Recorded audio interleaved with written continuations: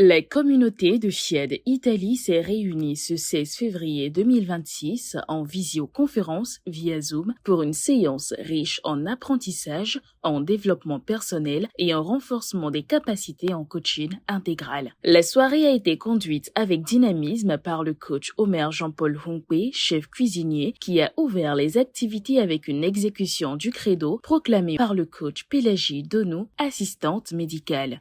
Je m'engage à regarder le côté ensoleillé de chaque chose. Mi impegno a essere così forte che nulla possa disturbare la mia pace interiore.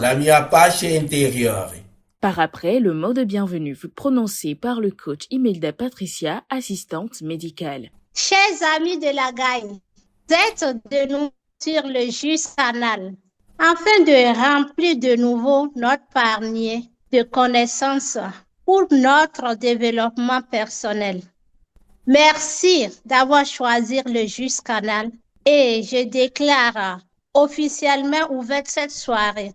L'un des moments forts de la rencontre fut la lecture de l'ouvrage L'homme accompli, assuré par le coach Daouda Sani, associé unique de Dalad Consulting, Sarl U. À travers cette présentation, les participants ont exploré le thème des postulats de base du coaching orienté solution. En quoi consiste le coaching orienté vers la solution?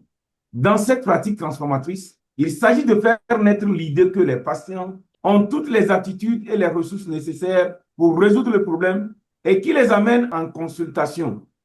À travers des questions, des présuppositions et un langage d'action, le coach va introduire chez le patient des idées et des attentes de changement. Globalement, il va s'intéresser à la vie différente que le patient pourra mener lorsque le coaching sera terminé et réussi. Orienter vers la solution consiste à dépathologiser le problème. Il est souvent très utile de considérer la situation du client comme normale, ses difficultés comme faisant partie de la vie de tous les jours et non comme des problèmes psychologiques et pathologiques. Tout au long des entretiens, le coach va modifier la perception de la situation par le patient et donc son langage. Des mots de plus en plus positifs qui atténuent la vision du problème vont être introduits dans la conversation. Le temps des verbes va être progressivement changé afin de situer le problème dans le passé et les solutions dans le présent et l'avenir. Le coach utilise ainsi un langage d'action. Les clients sont amenés à formuler des réponses qui sont auto-valorisantes et qui mettent en relief les points forts de la problématique abordée. Des remarques telles que « Votre manière d'aborder les choses paraît différente de la semaine dernière » permettent au patient de renforcer son estime de soi. Beaucoup de questions sont destinées à recueillir des informations sur les exceptions au problème. Entre parenthèses, moment où les choses se passent bien. Lorsque le patient ne peut pas se souvenir d'exceptions et qu'il ne semble y avoir ni solution actuelle, ni solution ancienne sur lesquelles s'appuyer, le coach posera des questions orientées vers l'avenir. De cette manière, le patient pourra commencer à intégrer comment il vivra lorsque son problème n'existera plus.